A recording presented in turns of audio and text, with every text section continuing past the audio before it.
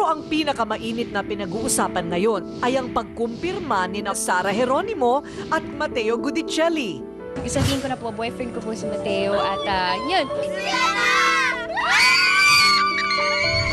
Noong una nagkakakilala sila, actually nag-concert si Sara sa Cebu and si Matteo is from Cebu. Si sabi niya, "You introduce me to Sara." And si Matteo is always talking about Sara, how good she is and how pretty she is or whatnot. So, yeah.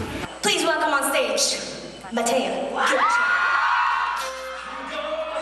Isang taon na ang nakaraan ng unang magkasama sa concert sa San Diego, California, sina Sara at Matteo. Hindi na napigilan ang kanilang sweetness sa mga larawan sa social media. At ang double date nila ng celebrity couple, Judy Ann Santos at Ryan Agoncillo.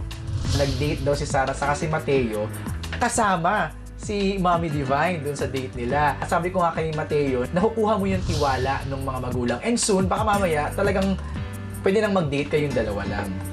Lalo pang umugong ang chismis kina Sara at Matteo. Nang ibinuking ng mismong direktor na si Wendy Ramas ang tawagan nila sa isa't isa. And I texted him, "Good morning, mahal." And I was like, "Oh my God, I'm sorry." Because I texted Sarah before texting him. Siyempre, kapag tatawagan mo yung isang babae ng mahal, may ibig sabihin nun, di ba? So yun na po. Inamin mo doon na boyfriend mo na si Matteo? Yes. Hindi naman maganda magtatawagan kami mahal kung wala nang kami relasyon, di ba? So, opo. She's just the person I really wanna be with and see all the time. So yun.